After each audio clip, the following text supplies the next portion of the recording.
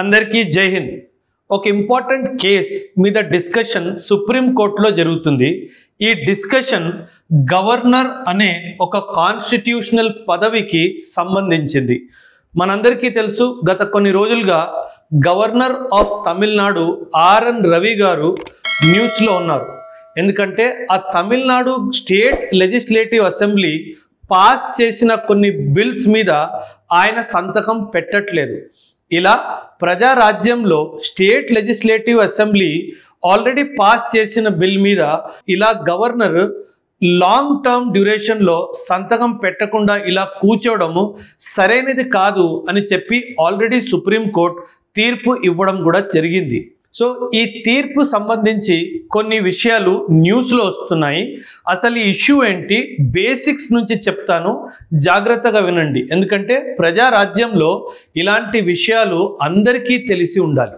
First of all, మన రాజ్యాంగంలో for example ఒక స్టేట్ అసెంబ్లీ ఉందనుకుందాం. ఒక స్టేట్ అసెంబ్లీ ఒక బిల్ని పాస్ చేసిన తర్వాత ఈ బిల్ వచ్చేసి గవర్నర్ దగ్గరికి వెళ్తుంది.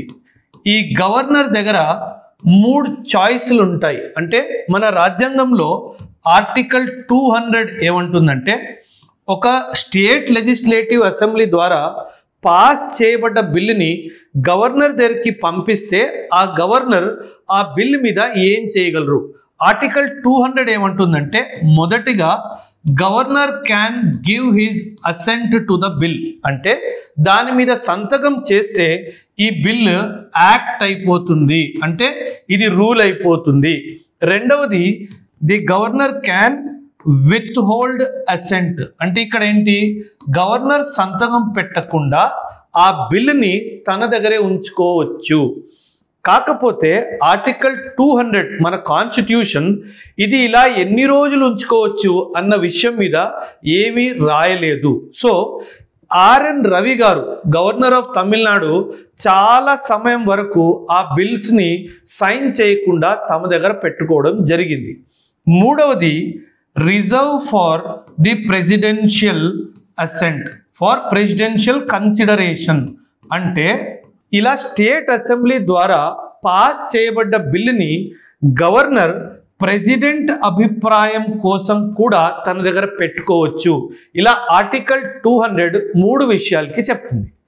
సో రీసెంట్గా జరిగిన supreme court case state of Tamil Nadu versus governor of Tamil Nadu, state of Tamil Nadu versus governor of Tamil Nadu.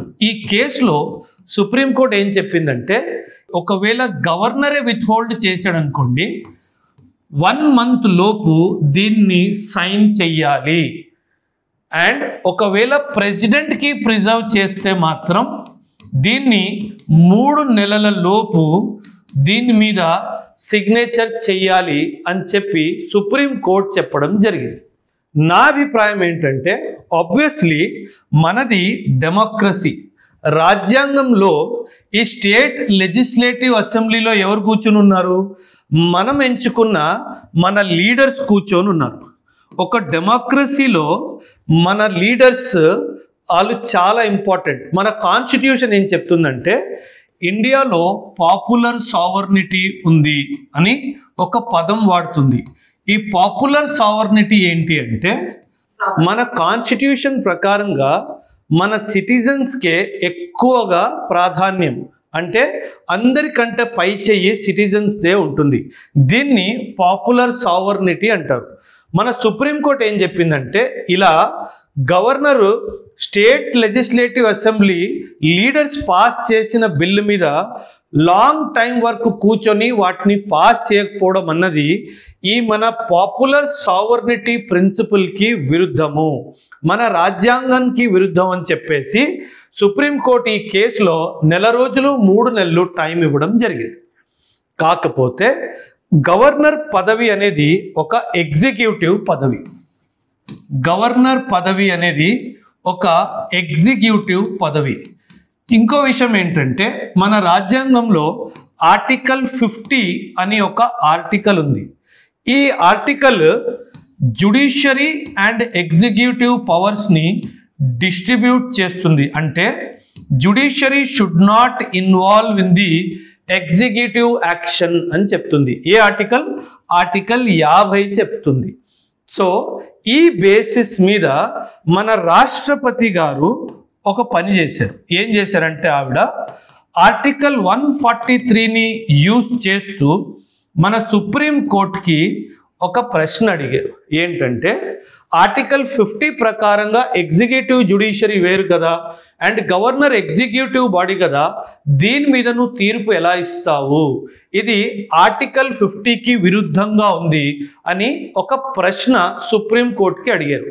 ఈ ఆర్టికల్ 143ని అడ్వైజరీ జ్యూరిస్డిక్షన్ అని అంటారు. ఏమంటారు? అడ్వైజరీ జ్యూరిస్డిక్షన్ అని అంటారు. అంటే ఈ ఆర్టికల్ వాడుతూ ప్రెసిడెంట్ సుప్రీం కోర్టుని ఎటువంటి లీగల్ అడ్వైస్ తీసుకోవచ్చు. సో ఈ లీగల్ అడ్వైస్లో జరుగుతున్నదే ఈ కేసు. సుప్రీంకోర్టు ఏమంటుందంటే ఇప్పుడు ప్రస్తుతానికి మన రాజ్యాంగంలో ఇంకొక ఆర్టికల్ ఉంది, ఆర్టికల్ 356. ఏదైనా